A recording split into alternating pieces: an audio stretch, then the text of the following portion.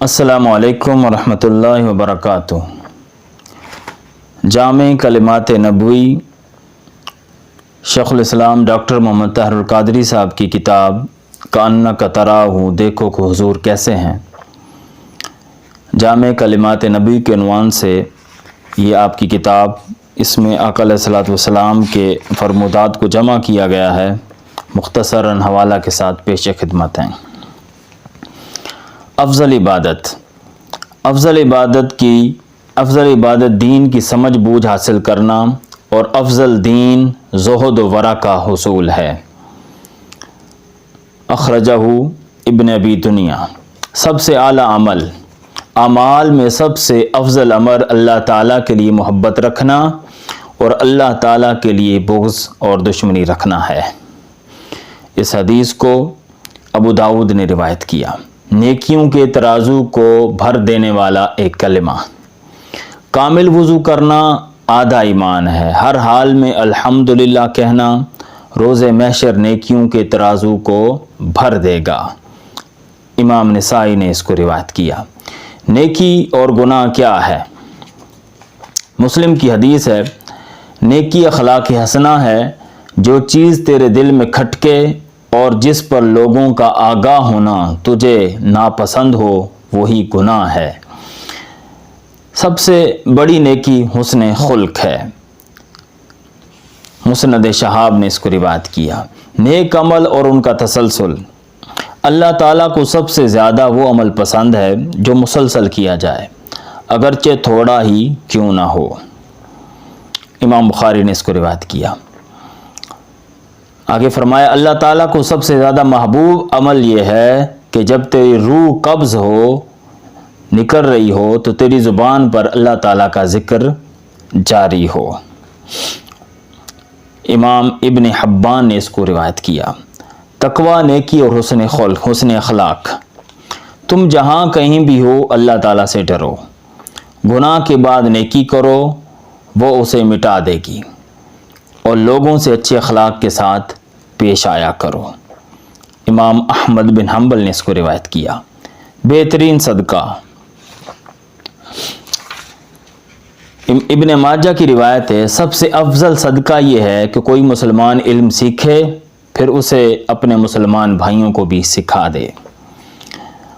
افضل صدقہ، کم مال والے کا خود تکلیف برداشت کر کے کسی ضرورت مند کی ضرورت کو پورا کرنا افضل صدقہ ہے، لیکن پہلے اپنے زیر کفالت افراد سے جو ہے وہ شروع کرے۔ اس حدیث کو امام احمد بن حنبل نے روایت کیا۔ بہترین جہاد یہ ہے کہ تو اپنے نفس اور خواہشات کے خلاف جہاد کرے۔ ابو نعیم نے حلیۃ الاولیاء میں روایت کیا۔ علم اور اہل علم سے محبت کرنے والے بنو، عالم بنو یا متعلم بنو، علم کے سننے والے بنو یا اہل علم سے محبت کرنے والے بنو۔ اس کے علاوہ پانچویں قسم کا فرد نہ بنو ورنہ ہلاک ہو جاؤ گے۔ امام بزار نے اس کو مسند میں روایت کیا۔ علماء انبیاء کے وارث، علماء کا اکرام کرو، عزت کرو، کیونکہ وہ انبیاء اکرام کے وارث ہیں۔ ہندی نے اس کو کنز العمال میں روایت کیا۔ علم پر عمل کا انعام، جس نے اپنے حاصل کردہ علم پر عمل کیا، اللہ تعالیٰ وہ علم بھی عطا فرما دے گا جس سے وہ لا علم اور بے خبر ہے۔ ابن رجب حنبلی نے اس کو روایت کیا۔ جنت کا راستہ، جو شخص علم حاصل کرنے کے لیے زیادہ علم کا مسافر بنا، اللہ تعالیٰ اس کے لیے جنت کا راستہ آسان اور کشادہ فرما دے گا۔ امام مسلم نے اس کو روایت کیا۔ اخفاء علم کی سزا، علم کو چھپانے کی سزا، جس شخص کو اللہ تعالیٰ نے علم کی دولت سے نوازا مگر اس نے اسے چھپا کر رکھا اور عام نہ کیا، تو اللہ تعالیٰ روز قیامت اس کے منہ میں آگ کی لگام ڈال دے گا۔ امام طبرانی نے اس کو روایت کیا۔ اہلیت سے عاری شخص سے علمی گفتگو کرنا۔ علم کی سب سے بڑی آفت نسیان یعنی بھول جانا ہے۔ کسی نااہل کے سامنے علم و حکمت کی بات کرنا اس کو ضائع کرنے کے مترادف ہے۔ امام دارمی نے اس کو روایت کیا۔ حقوق و فرائض کی بجا آوری کا حکم۔ اللہ تعالیٰ نے مجھے لوگوں کے حقوق کی رعایت کا ویسا ہی حکم فرمایا ہے جیسا کہ اس نے مجھے فرائض کی بجا آوری کا حکم فرمایا ہے۔ اس کو ابن کثیر نے اپنی تفسیر میں اور امام سیوطی نے اپنی تفسیر در المنصور میں روایت فرمایا۔ والدین سے حسن سلوک۔ اپنے والدین سے ہمیشہ حسن سلوک سے پیش آؤ، تمہاری اولاد بھی تم سے عمدہ سلوک کرے گی۔ پاک دامن رہو، تمہاری عورتیں بھی پاک دامن رہیں گی۔ امام طبرانی نے اس کو روایت کیا۔ درازی عمر اور رزق میں اضافہ کن اعمال سے ہوتا ہے؟ اے ابن آدم، اپنے رب سے ڈرو، اپنے والدین سے حسن سلوک کرو، صلہ رحمی کرو، رشتہ داری کو جوڑ کے رکھو، تمہاری عمر دراز ہو جائے گی، لمبی ہو جائے گی، تمہیں آسانیاں نصیب ہوں گی، تم تنگی اور پریشانی سے محفوظ رہو گے، تمہارے رزق میں بھی اضافہ کر دیا جائے گا۔ امام حارث نے اس کو اپنے مسند میں روایت کیا۔ نیک اعمال اور عمر کی درازگی۔ اس شخص کے لیے خوشخبری ہے جس کی عمر لمبی ہو اور اس کے اعمال نیک ہوں۔ ابن شیبہ نے اس کو اپنے مصنف میں روایت کیا۔ عمر میں اضافے کا باعث بننے والے اعمال۔ عمر میں اضافہ صرف نیکی اور حسن سلوک سے ہوتا ہے، تقدیر کو صرف دعا ہی ٹال سکتی ہے۔ امام احمد بن حنبل نے اس کو روایت کیا۔ گناہ کبیرہ کون سے ہیں؟ کیا میں تمہیں گناہوں میں سے سب سے بڑا گناہ نہ بتاؤں؟ آپ صلی اللہ علیہ وسلم نے فرمایا، اللہ کے ساتھ شریک کرنا، کسی کو شریک ٹھہرانا، والدین کی نافرمانی کرنا، جھوٹی بات کرنا۔ امام بخاری نے اسے روایت کیا۔ کبیرہ گناہوں میں سے سب سے بڑا گناہ۔ کبیرہ گناہوں میں سے ایک یہ بھی ہے کہ آدمی اپنے والدین پر لعنت کرے۔ عرض کیا گیا، یا رسول اللہ، کوئی آدمی اپنے والدین پر کس طرح لعنت کرتا ہے؟ آپ نے فرمایا، ایک آدمی دوسرے آدمی کے والد کو گالی دیتا ہے، وہ رد عمل میں اس کے والد کو گالی کا نشانہ بناتا ہے۔ جب کوئی کسی کی ماں کو گالی دیتا ہے تو جواباً اس کی ماں کو گالی دیتا ہے۔ یوں یہ طرز عمل اپنے ماں باپ کو گالی دینے کا سبب بن جاتا ہے۔ امام بخاری نے اسے روایت کیا۔ ماؤں کی نافرمانی اور لڑکیوں کو زندہ دفن کرنا حرام ہے۔ اللہ تعالیٰ نے تم پر ماؤں کی نافرمانی اور لڑکیوں کو زندہ درگور کرنا، زندہ دفن کرنا حرام کر رکھا ہے۔ امام بخاری نے اسے روایت کیا۔ متوفی باپ کے دوستوں سے نیکی۔ بڑی نیکی یہ ہے کہ کوئی شخص اپنے باپ کے وفات پا جانے کے بعد اس کے دوستوں سے نیکی اور حسن سلوک کو جاری رکھے۔ امام مسلم نے اسے روایت کیا۔ باپ کے تعلق داروں سے قطع تعلق کا نقصان۔ اپنے والد کی محبت کی پاسداری کرو، اسے منقطع مت کرو، اسے مت توڑو، کہیں اللہ تعالیٰ تمہارے نور کو بجھا نہ دے۔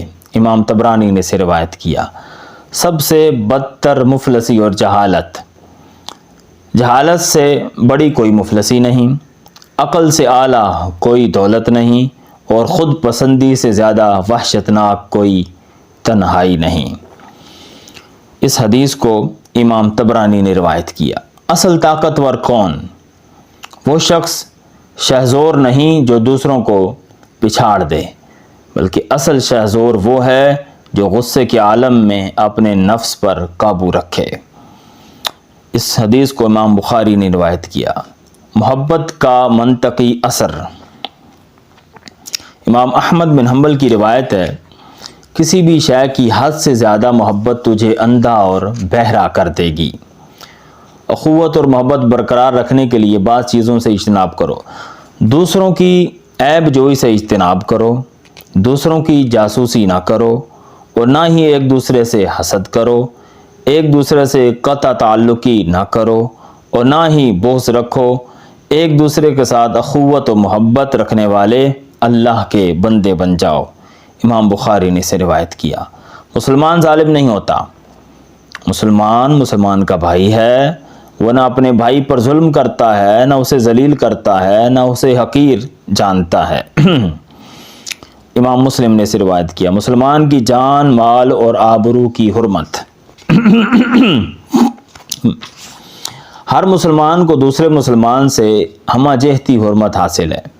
اس کی جان، اس کا مال، اس کی عزت و آبرو ہر دوسرے مسلمان پر کلیتاً حرام ہے۔ امام مسلم نے اسے روایت کیا۔ سب سے برے انسان کی نشانی کیا ہے؟ کسی بھی انسان کے برا ہونے کے لیے یہی کافی ہے کہ وہ اپنے مسلمان بھائی کو حقیر سمجھے۔ امام مسلم نے اسے روایت کیا۔ خوف خدا کو وطیرہ بناؤ۔ حدیث ہے، آسانی ہو یا تنگی، امارات ہو یا عسرت، تنگ دستی ہو یا خوشحالی، ہر حال میں اللہ تعالیٰ سے ڈرتے رہو۔ کنز المال میں اسے روایت کیا گیا۔ رحم کا ثمر۔ مخلوق خدا پر رحم کرو، بارگاہ الہی سے تم پر رحم کیا جائے گا۔ لوگوں کی خطائیں معاف کرو، اللہ تعالیٰ تمہاری خطائیں معاف کرے گا۔ مسند احمد بن حنبل۔ سخاوت کا صلہ۔ سخاوت کا صلہ، سخاوت حدیث کو سخاوت کو اپنا شیوا اور شعار بناؤ تاکہ تم پر بھی سخاوت کی جائے۔ امام احمد بن حنبل۔ بہترین سخاوت دل کی سخاوت ہے۔ مصنف ابن ابی شیبہ۔ امن و سلامتی کب نصیب ہوتی ہے؟ اللہ تعالیٰ کی بارگاہ میں سر تسلیم خم کر دو یا دوسروں کو سلامتی فراہم کرو تاکہ تم بھی امن و سلامتی میں رہو۔ امام بخاری۔ اتحاد میں رحمت ہے۔ جماعت، اجتماعیت رحمت خداوندی ہے اور تفرقہ عذاب الہی ہے۔ امام احمد بن حنبل نے اسے روایت کیا۔ جنت کہاں ہے؟ جنت ماں کے قدموں کے نیچے ہے۔ مسند شہاب۔ مومن کی متاع گمشدہ۔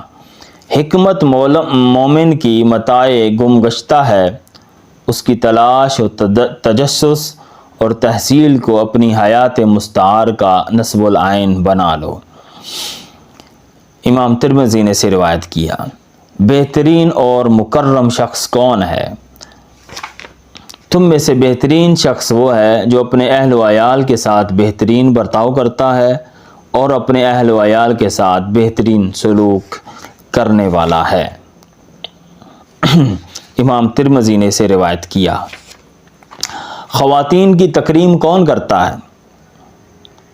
برگزیدہ اور عزت والا شخص ہی خواتین کی عزت کرتا ہے اور کمینہ شخص ہی ان کی اہانت کرتا ہے۔ ابن عساکر نے اس کو تاریخ دمشق اور مدینہ میں روایت فرمایا۔ جنت میں لے جانے والے اعمال کون سے ہیں؟ سلام یا سلامتی کثرت سے پھیلاؤ، ضرورت مندوں کو کھانا کھلاؤ، خونی رشتہ داروں کو جوڑے رکھو، رات کی اس پہر نفل نماز ادا کرو جب لوگ سو رہے ہوں۔ ان سب اعمال حسنہ کے سبب تم سلامتی کے ساتھ جنت میں داخل ہو جاؤ گے۔ ابن ماجہ نے اس کو روایت کیا۔ دعاؤں کی قبولیت کی ضمانت۔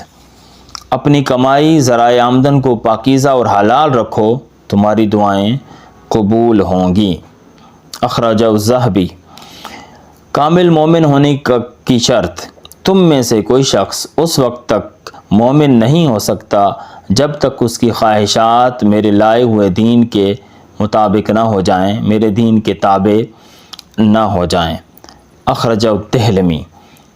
مومنوں کی باہم محبت۔ تم میں سے کوئی شخص اس وقت تک مومن نہیں ہو سکتا جب تک وہ اپنے بھائی کے لیے وہی کچھ پسند نہ کرے جو اپنے لیے پسند کرتا ہے۔ رواہ البخاری۔ اظہار تشکر۔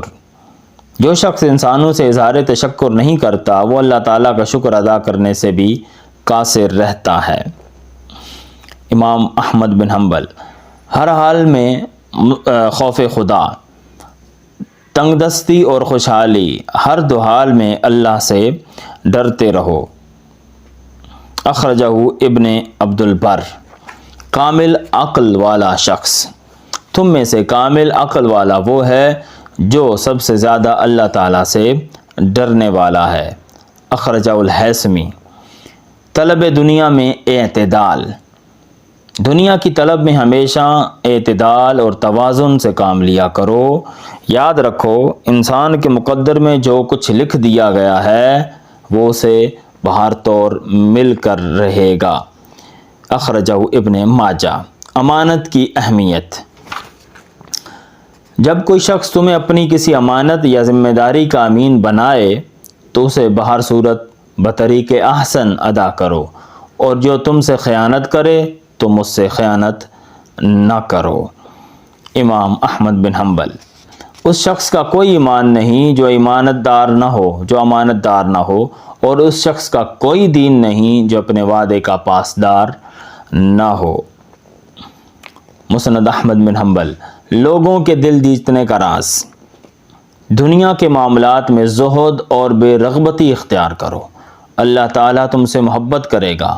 لوگوں کے مال و اسباب کی جانب رغبت نہ رکھو، لوگ تم سے محبت کریں گے۔ ابن ماجہ۔ دانائی کا منبع کیا ہے؟ عقل مندی، حکمت و بصیرت کا اعلیٰ درجہ اللہ تعالیٰ کا خوف ہے۔ اخرجہ ابن ابی شیبہ۔ کون سا ہاتھ بہتر ہے؟ کون سا ہاتھ بہتر ہے؟ اوپر والا یعنی دینے والا ہاتھ نیچے والے یعنی لینے والے ہاتھ سے بہتر ہے۔ امام بخاری۔ روز قیامت ثابت قدم رہنے والا شخص، جو شخص اپنے بھائی کی ضرورت احتیاج کو پورا کرنے کے لیے اس کے ساتھ چلتا ہے اور اپنے جملہ ذرائع اور مساعی کو بروئے کار لاتا ہے یہاں تک کہ اس کی ضرورت کو پورا کر دیتا ہے، تو اللہ تعالیٰ اسے روز قیامت ثابت قدم رکھے گا جس دن سب کے قدم اکھڑ جائیں گے۔ رواہ طبرانی۔